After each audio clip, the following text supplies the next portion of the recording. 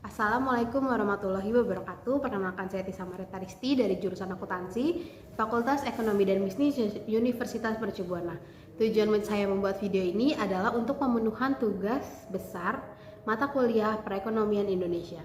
Pada kesempatan kali ini saya akan menjelaskan tentang otonomi daerah dan kegunaannya untuk percepatan yang ada di Otonomi daerah adalah kewenangan daerah otonom untuk mengatur dan mengurus kepentingan masyarakat setempat menurut prakarsa sendiri berdasarkan aspirasi masyarakat sesuai dengan peraturan perundang-undangan.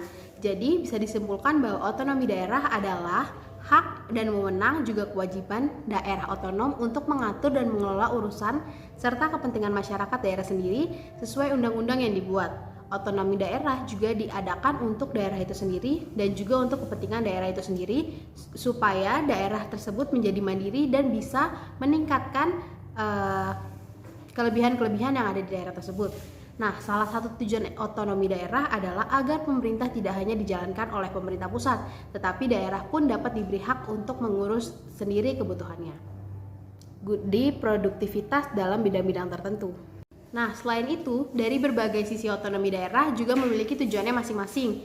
Adapun tujuan otonomi daerah dari berbagai sisi, diantaranya pertama, kalau dari sisi politik, tujuan otonomi daerah yaitu sebagai sebuah proses untuk membuka ruang bagi lahirnya kepala pemerintah daerah yang dipilih secara demokratis, memungkinkan berlangsungnya penyelenggaraan pemerintahan yang responsibel. Kedua, kalau dari segi otonomi, tujuan otonomi daerah itu supaya terbukanya peluang bagi pemerintah di daerah mengembangkan kebijakan regional dan lokal untuk mengoptimalkan pelayanan juga potensi-potensi yang ada di daerah tersebut. Ketiga, kalau dari segi sisi sosial, tujuan otonomi daerah yaitu untuk menciptakan kemampuan masyarakat dalam respon dinamika di sekitarnya. Nah, sistem otonomi daerah ini memiliki kelebihan. Yang pertama, pemerintah provinsi, kabupaten, juga kota mampu melihat kebutuhan yang mendasar pada daerahnya untuk menjadi prioritas pembangunan. Kedua, dengan dilaksanakannya otonomi daerah ini, maka pembangunan di daerah tersebut akan maju, berkembang dalam pembangunan daerah, juga melakukan peningkatan pelayanan dan kesejahteraan rakyat oleh pemerintah-pemerintah di daerah. Ketiga, daerah dapat mengatur sendiri tata kelola pemerintahannya. Jadi pemerintah yang setelah menyusun otonomi daerah ini akan membentuk peraturan daerah sepanjang tidak bertentangan dengan peraturan pemerintah pusat. Keempat, pemerintah daerah akan bekerja sama dengan rakyat di daerah tersebut untuk sama-sama membangun daerah supaya kemajuan yang dibuat bisa memenuhi kepentingan masyarakat. Selain kelebihan, otonomi daerah ini juga memiliki kekurangan. Kekurangannya digunakan sistem otonomi daerah ini, pertama, jika kontrol atau pengawasan pemerintah pusat lemah, maka besar peluangnya untuk muncul raja-raja kecil yang berpotensi terjadinya disintegrasi bangsa atau bisa saja terjadi korupsi. Kemudian kedua, jika terjadi permasalahan daerah, misalnya KKN, maka bukan hanya pemerintah daerah saja yang disalahkan, akan tetapi pemerintah pusat juga disalahkan karena adanya kesalahan yang diperbuat ini.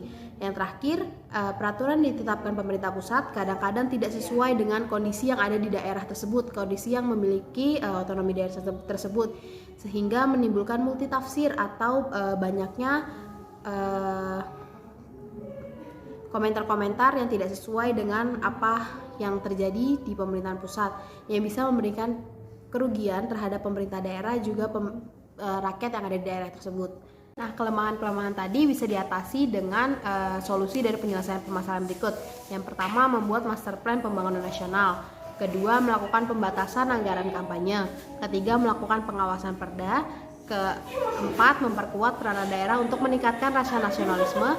Kelima, melarang anggota keluarga kepala daerah untuk maju dalam pemilihan daerah. Dan yang terakhir, melakukan good governance dengan memangkas birokrasi. Nah, selanjutnya, fenomena globalisasi menjadi hal yang terhindarkan dalam segala sektor kehidupan berbangsa. Secara lebih spesifik, proses tersebut sangat menentukan karakter pembangunan di setiap negara.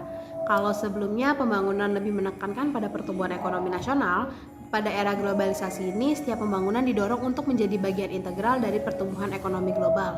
Nah, dalam hal ini negara tidak lagi menjadi aktor tunggal dalam pembangunan, tetapi telah terkoneksi pada keterlibatan sektor privat. Selanjutnya, tantangan di era globalisasi ini adalah upaya pemerintah di era otonomi daerah adalah menjadikan daerah sebagai wadah yang tepat bagi pertumbuhan dan perkembangan investasi dan industri.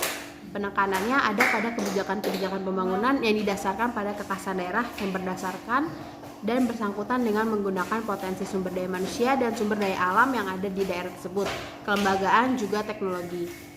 Nah, berkaitan dengan upaya memberdayakan daya saing daerah ini, langkah yang dapat dikembangkan oleh pemerintah antara lain melakukan pemetaan secara cermat dengan pendekatan yang dapat dipertanggungjawabkan mengenai berbagai potensi yang dimiliki oleh daerah-daerah tersebut.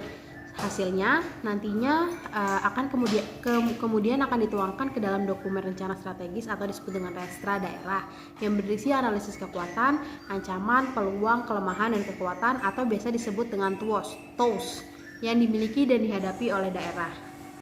Terima kasih untuk perhatiannya. Kiranya apa yang saya sampaikan dapat berguna bagi teman-teman sekalian dan dapat memenuhi dan sesuai dengan tugas besar yang diminta di mata kuliah Perekonomian Indonesia.